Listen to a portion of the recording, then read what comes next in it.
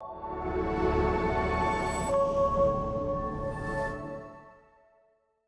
more I knew this place needed saving, no matter what. That is my very tenacious guest this week, Ceri Peacey. And this is What About the Wetlands, a podcast where we talk about wetlands on Vancouver Island and all of their aspects. This week we sit down with Ceri, who has spent 20 years trying to save a marsh on Vancouver Island and is so close to achieving that goal. She's a wealth of information about everything to do with not only that marsh, but what it takes to actually get a piece of land saved. We cover a lot of topics in this interview, but almost everything that you're going to hear is about Hamilton Marsh. It's probably the first podcast, and maybe it'll be the only one in this series, where we talk almost specifically about just one chunk of land. But for that reason, it's so powerful because it gives us a really good overview of what it actually takes to make a difference in the conservation area on Vancouver Island. Thanks so much for being here, and I hope you enjoy. Hi, my name is Ceri Peacey, and I'm the chair of the Hamilton Wetlands and Forest Preservation Society, and I love wetlands. My life dramatically changed when I discovered Hamilton Marsh. Up until that time, I was a happy little consumer. Future Shop was open, water was coming out my tap, and I thought, what are those environmentalists going on about? They're terribly inconvenient, and they always want to stop anything fun. And then there were, in our neighborhood, I live in Hilliers, and a lot of ribbons were going up, and we were losing lots of forest to logging. And I saw the ribbons go up outside of Hamilton Marsh, and I thought, what the, right? And so I went in and I looked, and I thought, well, this can't happen. That's just overkill. And so I made a few phone calls. I asked questions. I consulted experts. And in that period of time, I discovered that Hamilton Marsh was the largest wetland between Nanaimo, Port Alberni, and Cumberland.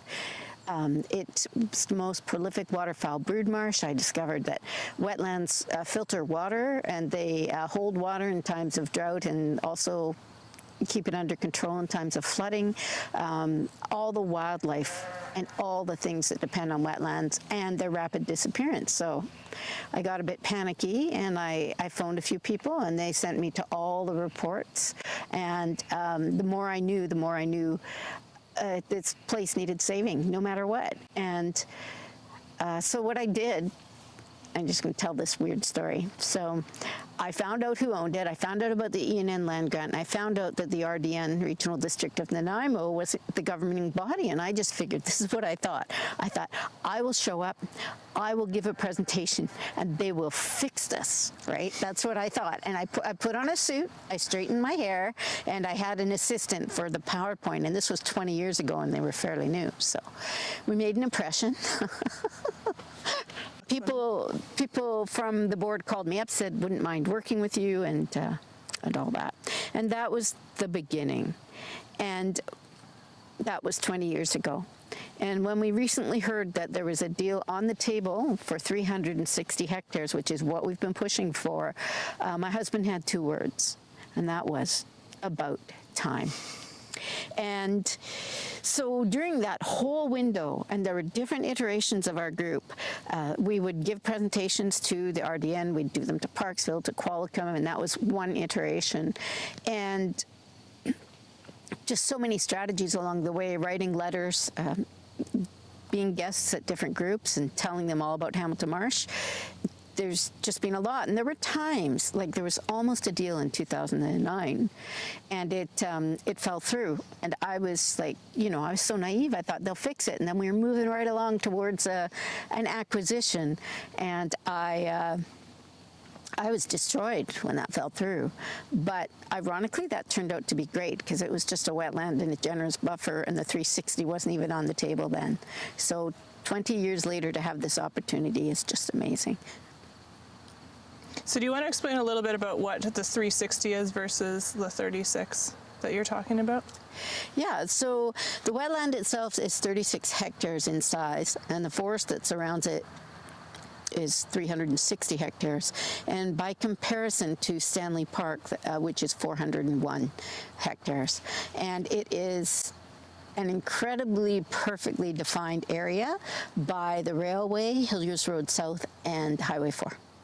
And the forest is integral to the marsh's Yes. survival, so it's important to protect the entire thing as opposed to just the water, right? Absolutely, it is so important. And not only that, the 36-hectare wetland, which is the large body of water, beyond that there are vernal pools and smaller wetlands, and that's why we are the Hamilton Wetlands and Forest Preservation Society.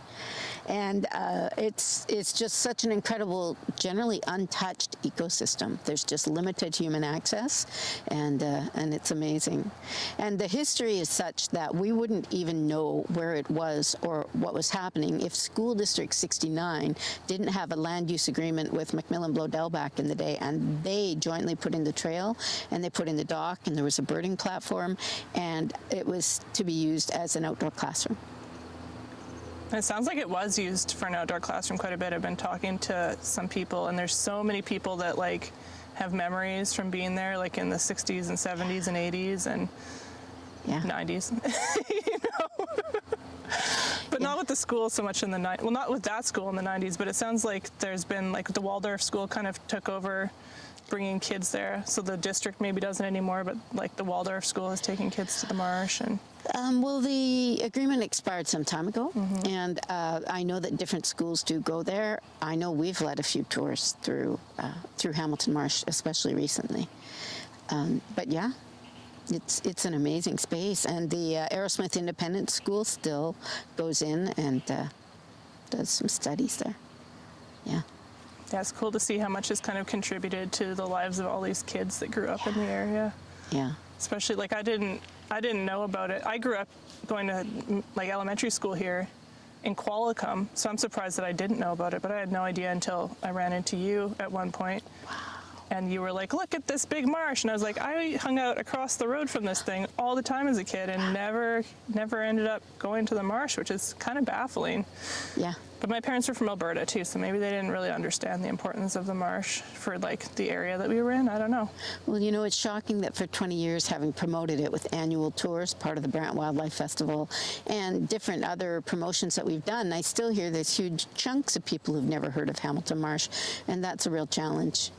You know, we're not paid to do our job. Yeah.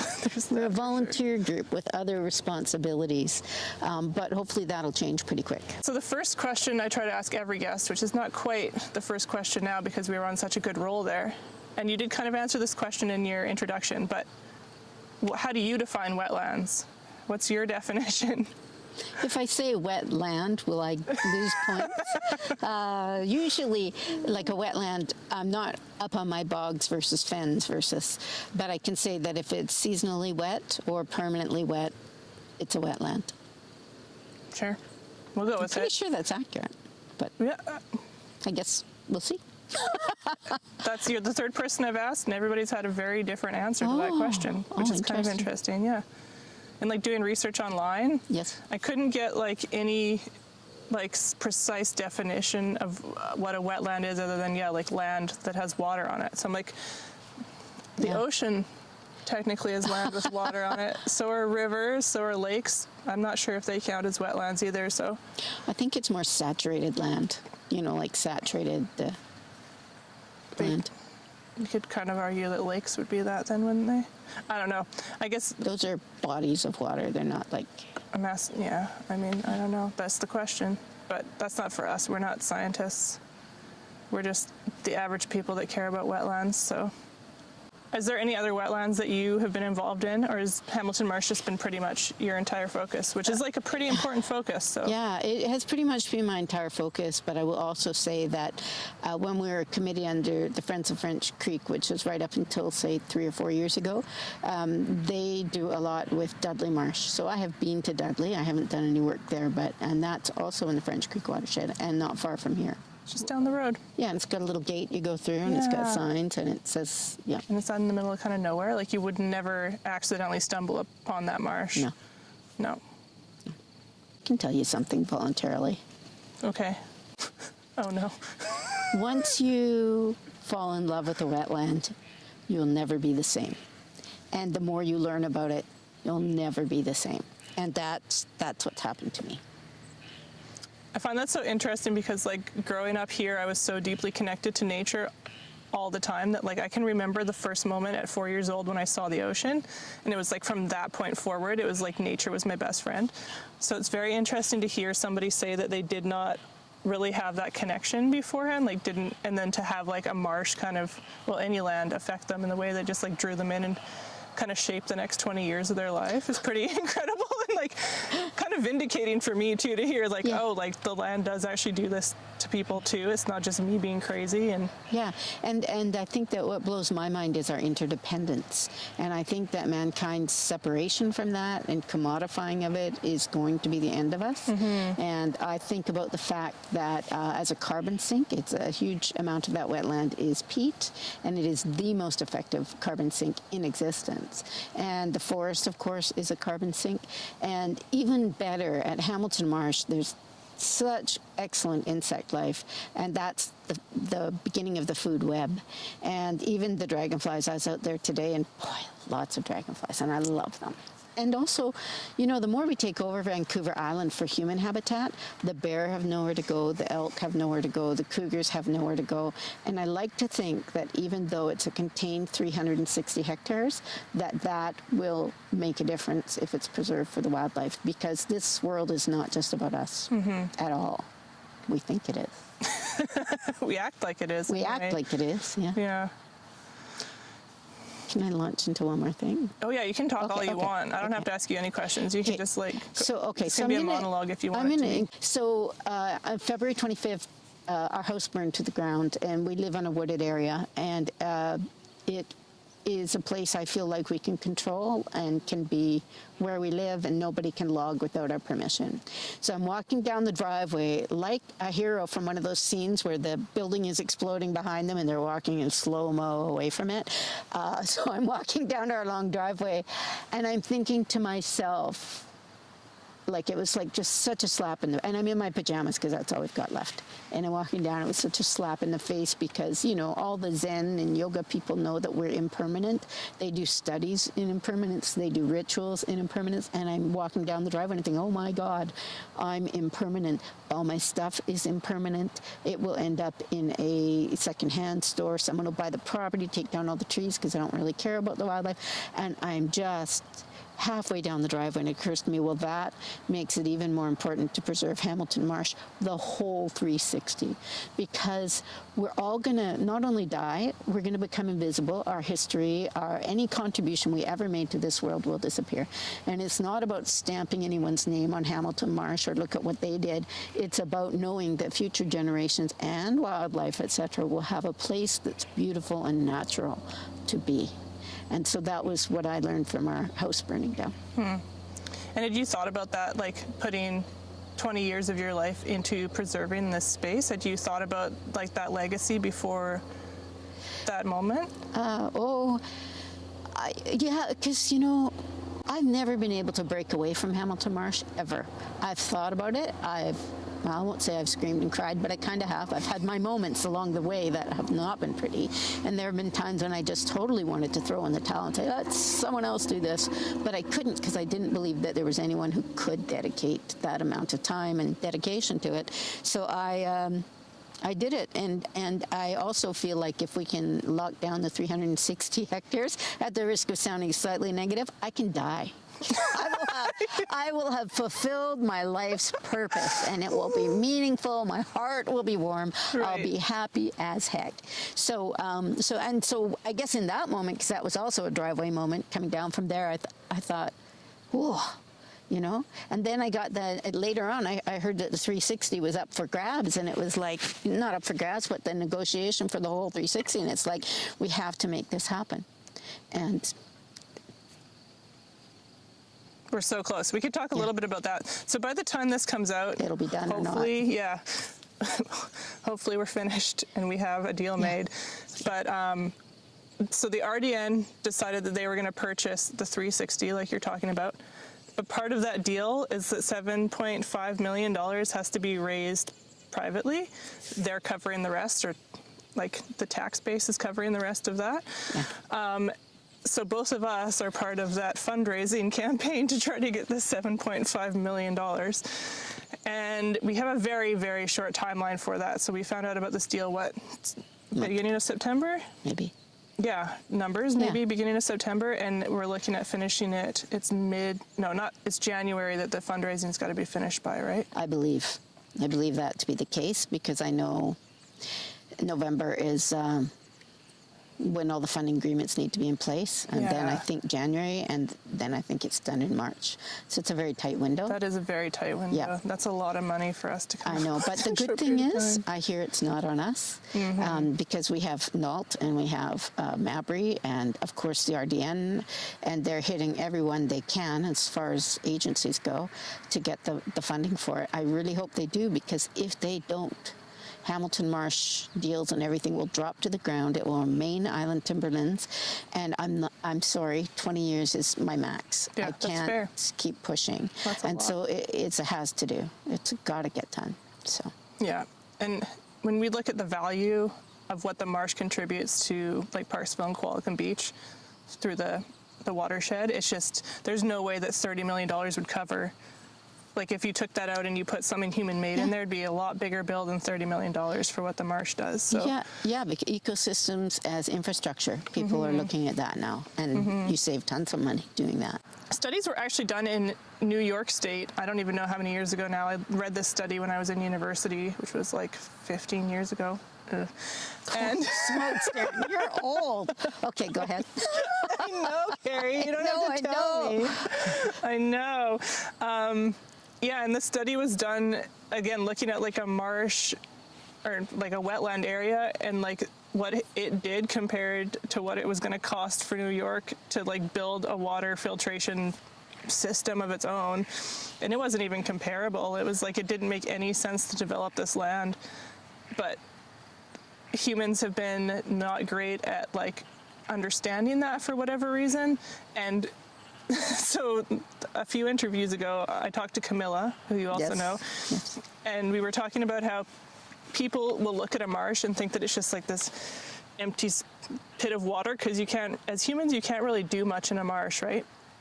You can't really like go swimming in it because there's lots of things in it that are not great to get on your body. I know. You can't really fish in it. Yeah, because you get like low water levels or whatever. There's just not fish in it because there's so many other things going on, and like the water's so rich in nutrients. So humans look at it and we're like, why do we need this? Let's just get rid of it. We could do something else so much more valuable with it. But it's that like unseen process, and those unseen processes that are actually adding all the value to our lives in this incredible way. And I think that's kind of a big lesson to learn as human beings, and kind of comes back to that like impermanence that you were talking about, because the processes that happen in a marsh are so impermanent and so also like non-existent to the human eye, but they're so important too. Oh, I agree with you. Okay, so let's kind of bring this back to like the fact that you have been essentially an environmental activist accidentally for the last 20 years. But if you look at what you've done and like where we're at now, potentially with this huge agreement, well, not potentially, with a huge agreement on the table and potentially having your goal reached, what do you think has been the most effective techniques that you've implemented over the past 20 years that have kind of led to this point? What do you think is the main thing that's leading to this potential success now? First off, I hate being called an activist. I'm a coward. I jump under things when there's conflict or tension, right? So I'm not an activist, but I am an advocate. So I do advocate for Hamilton Marsh. I think that mainly just keeping the awareness up, that it exists. The video that we did X amount of years ago that you've seen on the website, that has helped. Presentations to different groups has helped.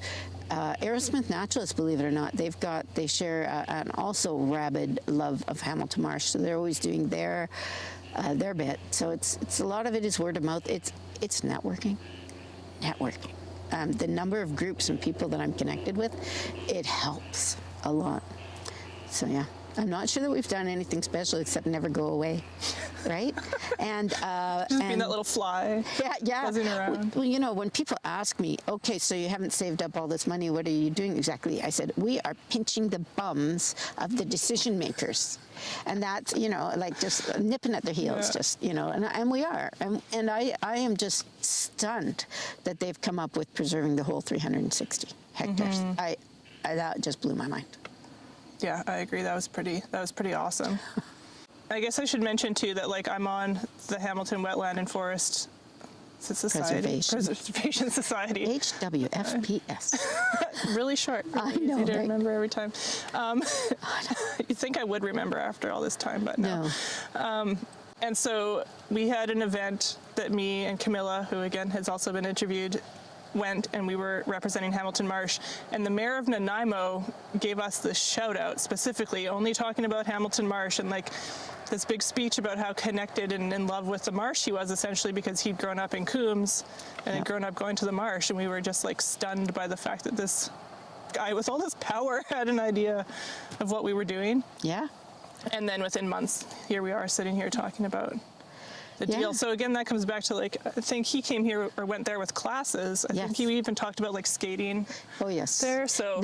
On our Facebook page, we have an image of a bunch of his family in period clothing around the 1930s skating on the wetland. And so, yeah, we've got a photo of that, and someone pointed out, and of course I always get twitchy when people mess with my view of things, right? And one person said, I see there are no trees behind them. And I say, and then I realized it was logged just before that, and there were pretty much no trees. But apparently there's about 50 massive trees on probably the other side that they couldn't take, because at the last time they did it, they had the boards that you shove in, and you got two men doing whatever. They couldn't get them, and so those were the seed trees for all the trees that are there now. All right, so I got a good question for you, which is pretty important now that we've been talking about wildlife too.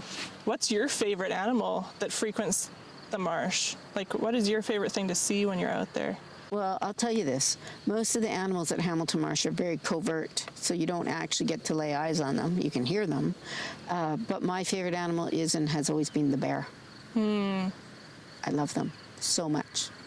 I had a couple of dreams about bears once, and they stayed with me. And yeah, bears are my people. Have you seen any black bears yourself in the marsh? Have you come across any? I don't want to tell you what I came across. A carcass of a black bear.